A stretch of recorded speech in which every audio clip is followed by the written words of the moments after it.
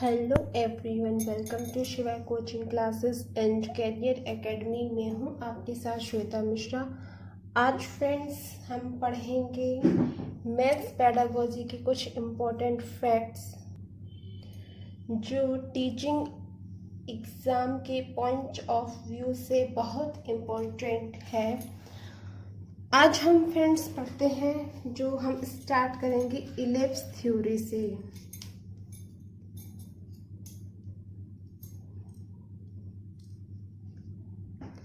जो ellipse theory है ELPS, इसका क्या मतलब है?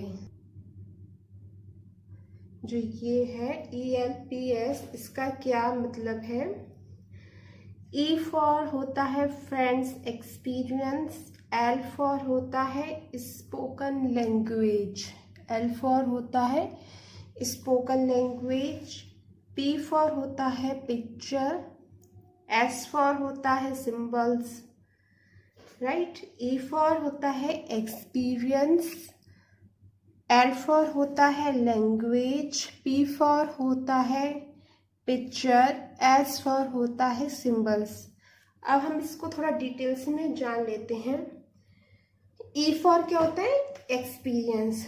थ्रो कॉन्क्रीट, जैसे physical objects, through concrete objects, जैसे जो बच्चों को ठोस वस्तुओं का अनुभव प्रदान करना, बच्चों का ठोस वस्तुओं का अनुभव प्रदान करना, जैसे बच्चे जो वस्तुएं छूकर देख सकते हैं, महसूस कर सकते हैं, तो वही है थ्रो कॉन्क्रीट ऑब्जेक्ट्स।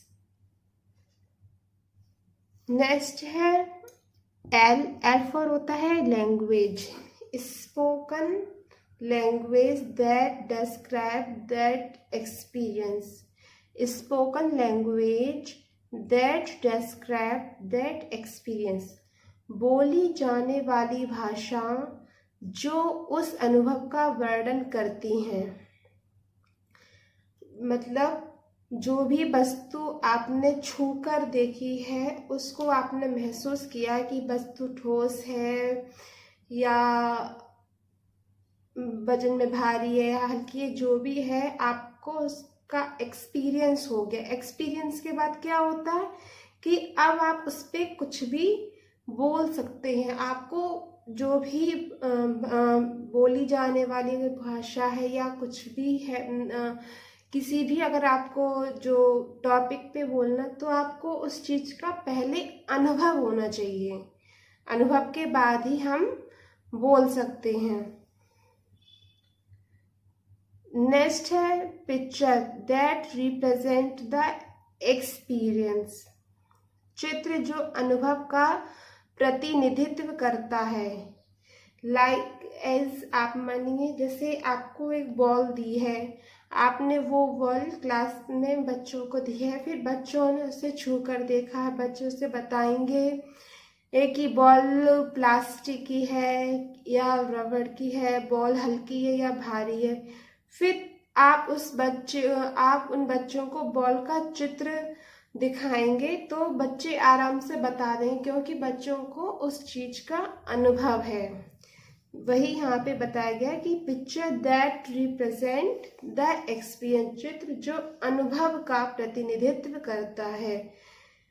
S होता है symbols, written symbols that generalize the experience, लिखित प्रतीक जो अनुभव को सामान्य करते हैं।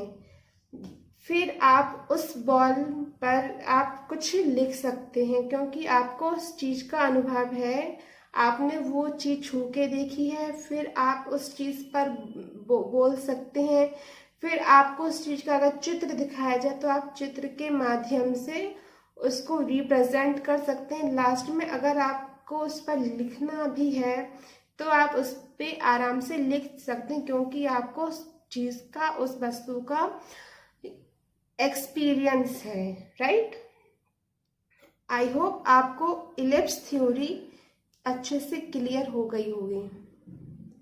नेक्स्ट क्वेश्चन जो एग्जाम में आया हुआ था कि किसी भी अवधारणा को पेश करने के लिए सबसे उपयुक्त रणनीति क्या है। किसी भी अवधारणा को पेश करने के लिए सबसे उपयुक्त रणनीति क्या है।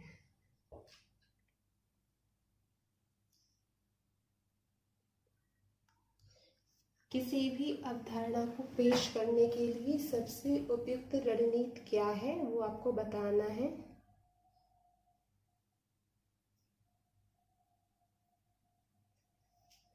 किसी भी अवधारणा को पेश करने के लिए सबसे उपयुक्त जो रणनीति है वो है अनुभव से सीखना, giving hand on experience.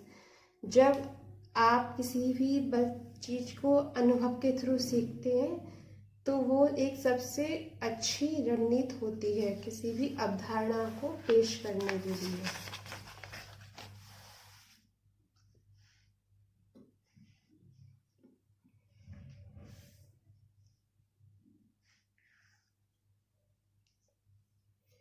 Next हम पढ़ेंगे एग्रीगेशन, जिसको बोलते हैं संयुक्तिकरण, और है ऑगमेंटेशन। ऑगमेंटेशन होता है संवर्धन।